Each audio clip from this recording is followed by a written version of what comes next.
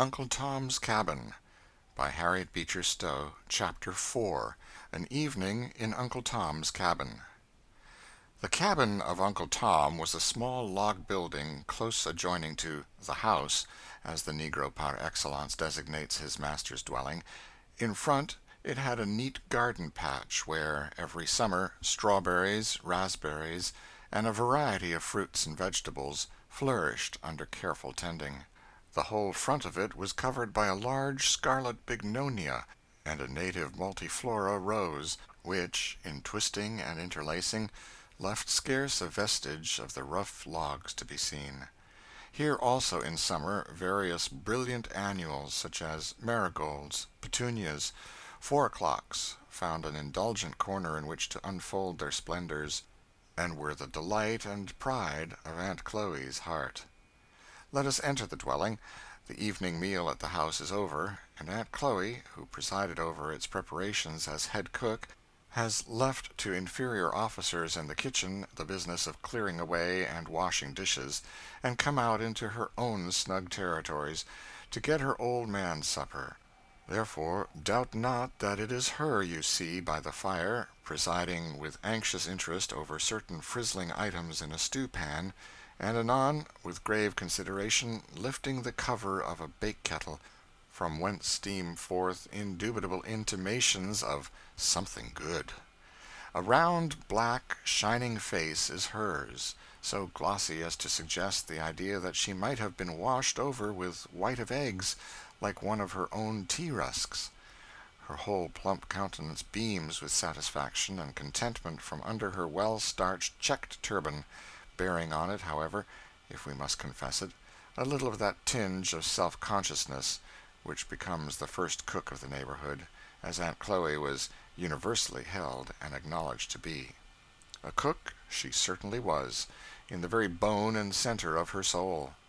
Not a chicken or turkey or duck in the barnyard but looked grave when they saw her approaching, and seemed evidently to be reflecting on their latter end, and certain it was that she was always meditating on trussing, stuffing, and roasting, to a degree that was calculated to inspire terror in any reflecting fowl living. Her corn cake, in all its varieties of hoe cake, dodgers, muffins, and other species too numerous to mention, was a sublime mystery to all less practised compounders, and she would shake her fat sides with honest pride and merriment as she would narrate the fruitless efforts that one and another of her compeers had made to attain to her elevation. The arrival of company at the house, the arranging of dinners and suppers in style, awoke all the energies of her soul, and no sight was more welcome to her than a pile of traveling trunks launched on the veranda, for then she foresaw fresh efforts and fresh triumphs.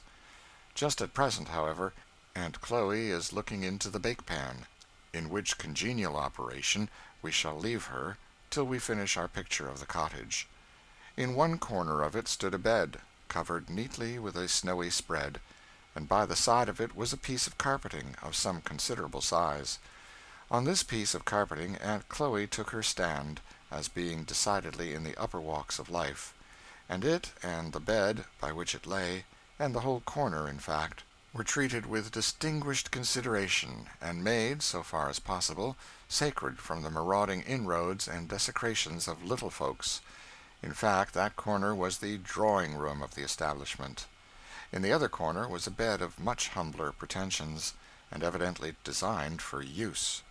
The wall over the fireplace was adorned with some very brilliant scriptural prints, and a portrait of General Washington, drawn and colored in a manner which would certainly have astonished that hero, if ever he happened to meet with its like. On a rough bench in the corner, a couple of woolly-headed boys, with glistening black eyes and fat shining cheeks, were busy in superintending the first walking operations of the baby, which, as is usually the case, consisted in getting up on its feet, balancing a moment, and then tumbling down, each successive failure being violently cheered as something decidedly clever. A table, somewhat rheumatic in its limbs, was drawn out in front of the fire, and covered with a cloth, displaying cups and saucers of a decidedly brilliant pattern, with other symptoms of an approaching meal. At this table was seated Uncle Tom, Mr. Shelby's best hand, who, as he is to be the hero of our story, we must daguerreotype for our readers. He was a large, broad-chested, powerfully made man, of a full glossy black, and a face whose truly African features were characterized by an expression of grave and steady good sense, united with much kindliness and benevolence. There was something about his whole air self-respecting and dignified, yet united with a confiding and humble simplicity. He was very busy at this moment on a slate lying before him, on which he was carefully and slowly endeavoring to accomplish a copy of some letters, in which operation he was overlooked by young Master George, a smart, bright boy of 13, who appeared fully to realize the dignity of his position as instructor. "Not that way, Uncle Tom, not that way," said he, briskly, as Uncle Tom laboriously brought up the tail of his G the wrong side out. "That makes a Q, you see." "La sakes, now, does it?" said Uncle Tom, looking with a respectful, admiring air as his young teacher flourishingly scrawled Q's and G's innumerable for his edification, and then, taking the pencil in his big, heavy fingers, he patiently recommenced. "How easy white folks allers does things," said Aunt Chloe, pausing while she was greasing a griddle with a scrap of bacon on her fork, and regarding young Master George with pride. "The way he can write now, and read, too, and then to come out here evenings and read his lessons to us. It's mighty interesting." "But, Aunt Chloe, I'm getting mighty hungry," said George. "Isn't that cake in the skillet almost done?" "Most done, Master George," said Aunt Chloe, lifting the lid and peeping in. "Browning beautiful, a real lovely brown. Let me alone for that. Missus let Sally try to make some cake t'other day, just to larn her. She said, 'Oh, go away, missus,' said I. 'It really hurts my feelings now to see good vittles spout that our way. Cake rise all to one side, no shape at all, no more than my shoe, go away.'" And with this final expression of contempt for Sally's greenness, Aunt Chloe whipped the cover off the bake kettle and disclosed to view a neatly baked pound cake, of which no city confectioner need to have been ashamed. This being evidently the central point of the entertainment, Aunt Chloe began now to bustle about earnestly in the supper department. "Here, you Mose and Pete, get out the way, you niggers. Get away, Meriky, honey. Mammy'll give her baby some fin by and by. Now, Master George, you just take off them books, and set down now with my old man, and I'll take up the sausages, and have the first griddle full of cakes on your plates in less than no time." "They wanted me to come to dinner in the house," said George, "but I knew what was what too well for that, Aunt Chloe." So you did, honey," said Aunt Chloe, heaping the smoking batter cakes on his plate. "You knowed your old auntie'd keep the best for you." "Oh, let you alone for that. Go away." And with that, Auntie gave George a nudge with her finger, designed to be immensely facetious, and turned again to her griddle with great briskness. "Now for the cake," said Master George, when the activity of the griddle department had somewhat subsided, and with that the youngster flourished a large knife over the article in question. "La bless you, Master George," said Aunt Chloe with earnestness, catching his arm, "you wouldn't be for cutting it with that ar great heavy knife, smash all down, spile all the pretty rise of it. Here, I've got a thin old knife I keeps sharp a purpose. Dar now, see, comes apart light as a feather. Now eat away, you won't get anything to beat that ar." "Tom Lincoln says," said George, speaking with his mouth full, "that there Jinny is a better cook than you." "Dem Lincolns ain't much count no way," said Aunt Chloe, contemptuously. "I mean, set alongside our folks. They's 'spectable folks enough in a kinder plain way, but as to getting up anything in style, they don't begin to have a notion on't. Set Master Lincoln, now, alongside Master Shelby. Good Lord! And Mrs. Lincoln, can she kinder sweep it into a room like my missus, so kinder splendid, you know. Oh, go away, don't tell me nothing of them Lincolns." And Aunt Chloe tossed her head as one who hoped she did know something of the world. "Well, though, I've heard you say," said George, "that Jinny was a pretty fair cook." "So I did," said Aunt Chloe. "I may say that. Good, plain, common cooking. Jinny'll do. Make a good pone of bread. Bile her taters far. Her corn cakes isn't extra, not extra now, Jinny's corn cakes isn't, but then they's fire. But, Lor, come to be hired branches, and what can she do? Why, she makes pies. Sartin she does. But what kind of crust? Can she make your real flecky paste, as melts in your mouth and lies all up like a puff? Now, I went over thar when Miss Mary was gwine to be married, and Jinny she just showed me the wedding pies.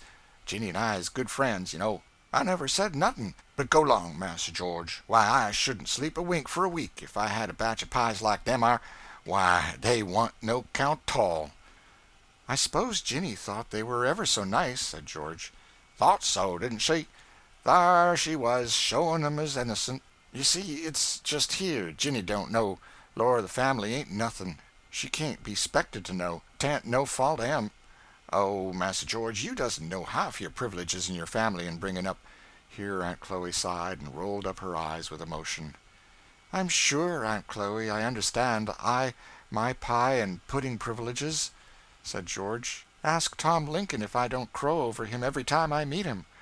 Aunt Chloe sat back in her chair and indulged in a hearty guffaw of laughter at this witticism of young Masters, laughing till the tears rolled down her black, shining cheeks, and varying the exercise with playfully slapping and poking Master Georgie, and telling him to go away, and that he was a case, that he was fit to kill her, and that he sartin would kill her one of these days, and between each of these sanguinary predictions going off into a laugh, each longer and stronger than the other, till George really began to think that he was a very dangerously witty fellow, and that it became him to be careful how he talked, as funny as he could. And so you yelled, Tom, did you? Oh, Lord, what young'uns will be up to. You crowed over Tom? Oh, Lord, Master George, if you wouldn't make a horned bug laugh. Yes, said George, I says to him, Tom, you ought to see some of Aunt Chloe's pies. They're the right sort, says I. Pity now Tom couldn't, said Aunt Chloe, on whose benevolent heart the idea of Tom's benighted condition seemed to make a strong impression. You ought to just ask him here to dinner some of these times, Master George, she added. It would look quite pretty of you. You know, Master George, you oughtn't feel 'bove nobody on count your privileges, 'cause all our privileges is given to us. We ought allus to remember that, said Aunt Chloe, looking quite serious. Well, I mean to ask Tom here some day next week, said George, and you do your prettiest, Aunt Chloe, and we'll make him stare. Won't we make him eat so he won't get over it for a fortnight? Yes, certain, said Uncle Chloe, delighted. You'll see, Lord, to think of some of our dinners. You mind that our great chicken pie made when we guv to dinner to General Knox? I and Mrs., we come pretty near quarreling about that our crust. What does get into ladies sometimes, I don't know. But sometimes, when a body has the heaviest kind of 'sponsibility on 'em, as ye may say, and is all kinder serious and taken up, they takes that our time to be hanging round and kinder interfering. Now, Mrs., she wanted me to do this way, and she wanted me to do that way, and finally I got kinder sarcy and says, Now, Mrs., do just look at them beautiful white hands of yourn with long fingers and all them sparkly with rings, like my white lilies when the dew's on 'em, and look at my great black stumpin' hands. Now, don't you think that the Lord must have meant me to make the pie crust, and you to stay in the parlor?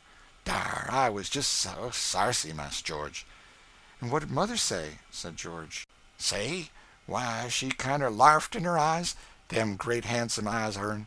Oh, and says she, Well, Aunt Chloe, I think you are about in the right on't, says she, and she went off in the parlor.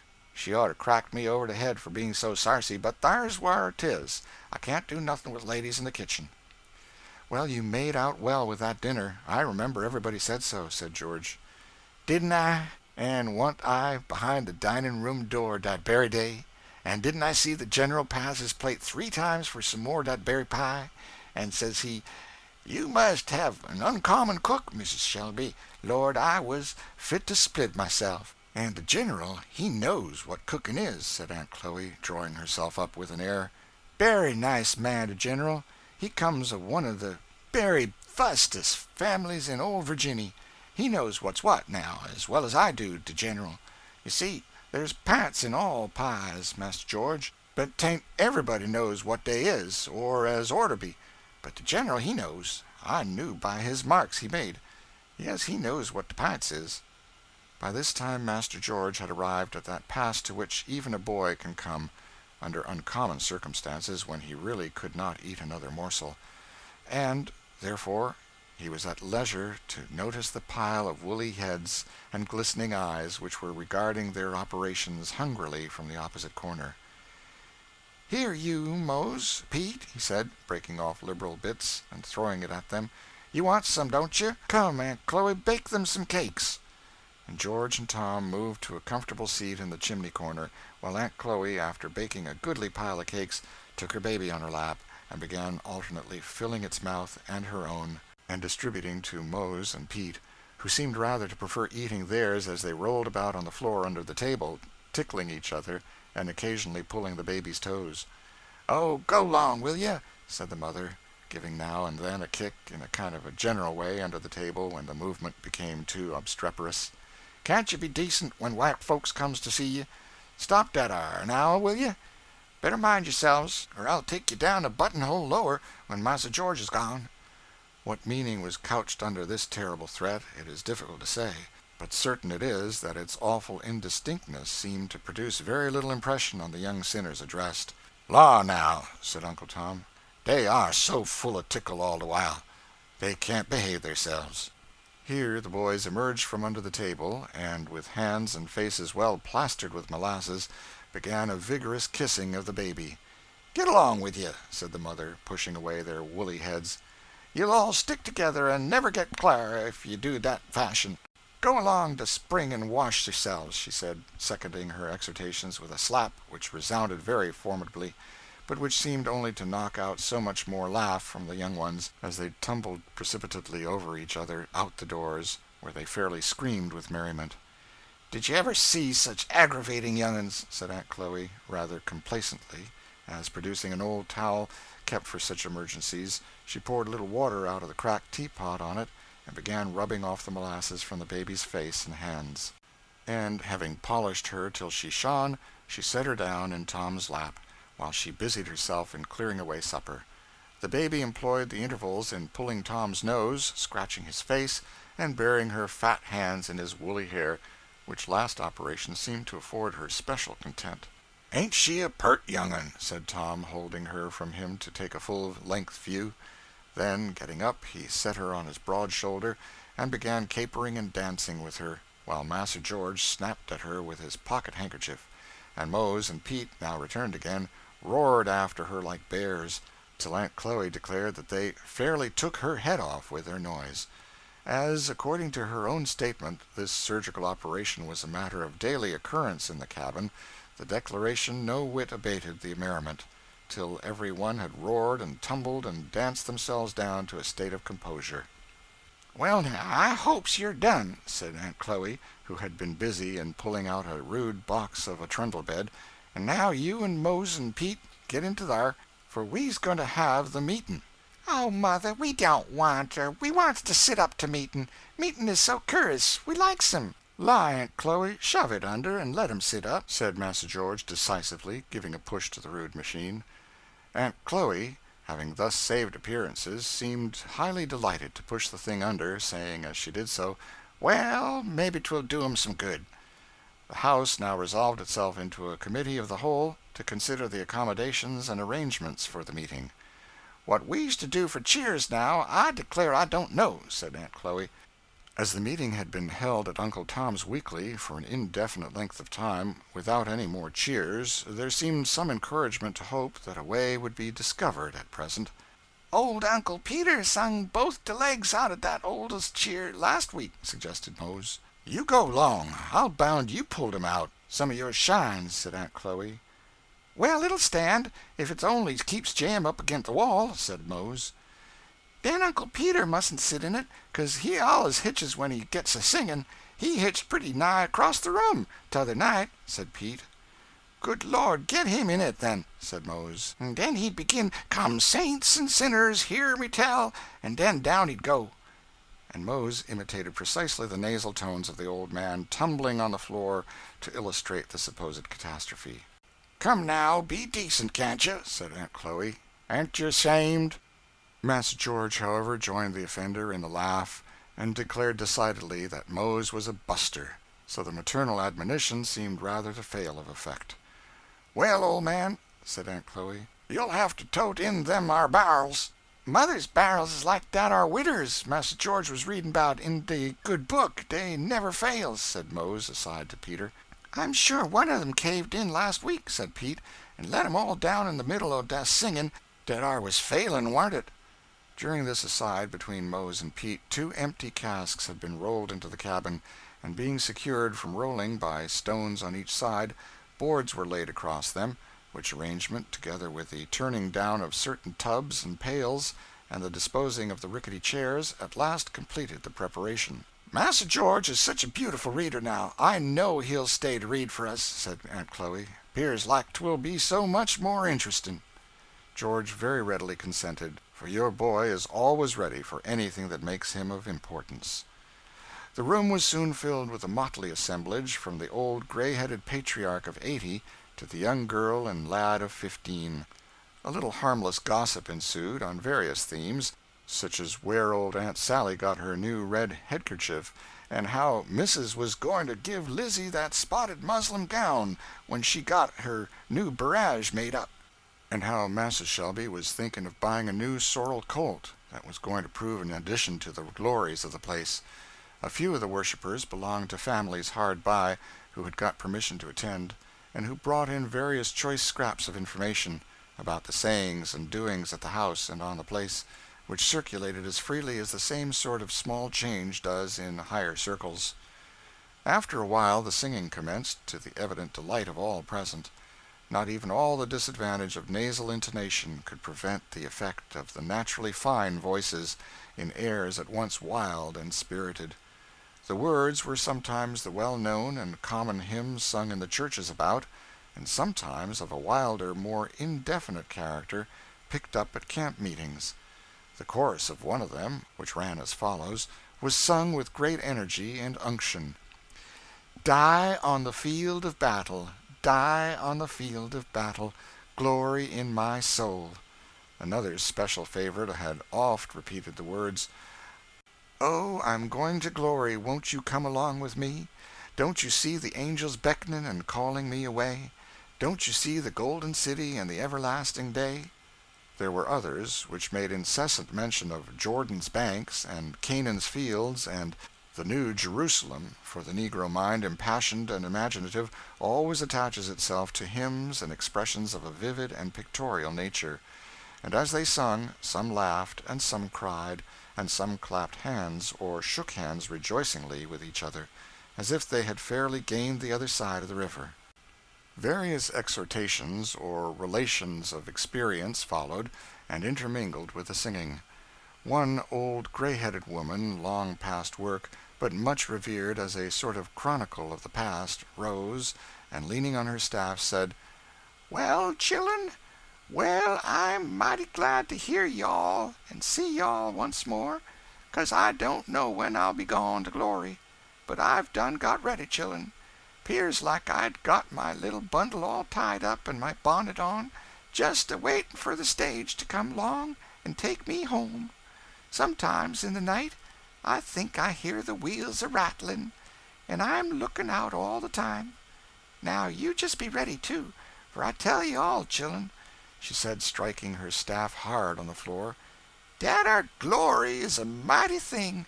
It's a mighty thing, chillen. You don't know nothing about it. It's wonderful." And the old creature sat down, with streaming tears, as wholly overcome, while the whole circle struck up, "O Canaan, bright Canaan, I'm bound for the land of Canaan." Massa George, by request, read the last chapters of Revelation, often interrupted by such exclamations as, "The sakes now! Only hear that! Just think on't! Is all that a-coming sure enough?" George, who was a bright boy and well trained in religious things by his mother, finding himself an object of general admiration, threw in expositions of his own from time to time, with a commendable seriousness and gravity, for which he was admired by the young and blessed by the old, and it was agreed, on all hands, that a minister couldn't lay it off better than he did. That 'twas really 'mazin'.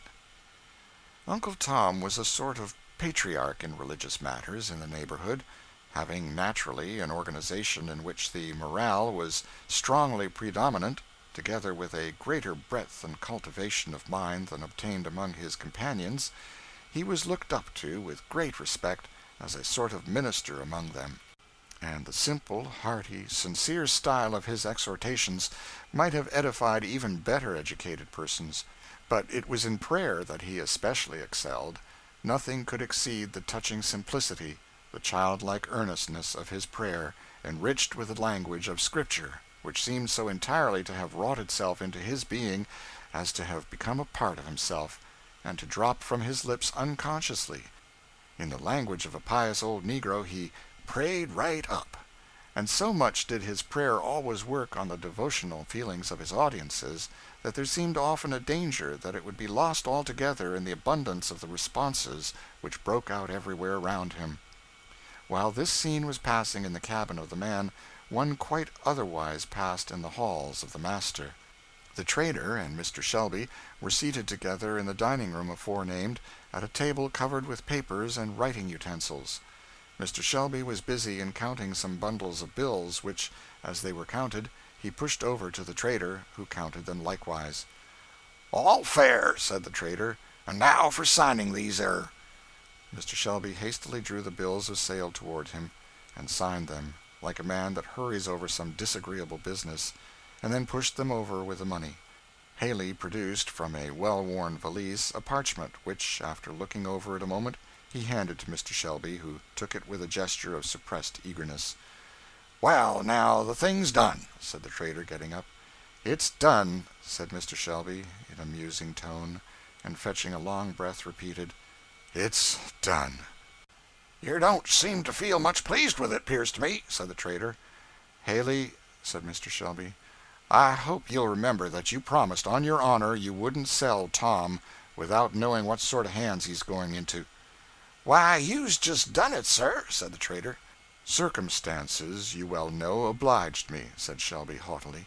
"Well, you know, they may oblige me, too," said the trader. "Howsomever, I'll do the very best I can in getting Tom a good berth. As to my treating on him bad, you needn't be a grain feared. If there's anything that I thank the Lord for, it is that I'm never no ways cruel." After the expositions which the trader had previously given of his humane principles, Mr. Shelby did not feel particularly reassured by these declarations, but as they were the best comfort the case admitted of, he allowed the trader to depart in silence, and betook himself to a solitary cigar. End of chapter 4.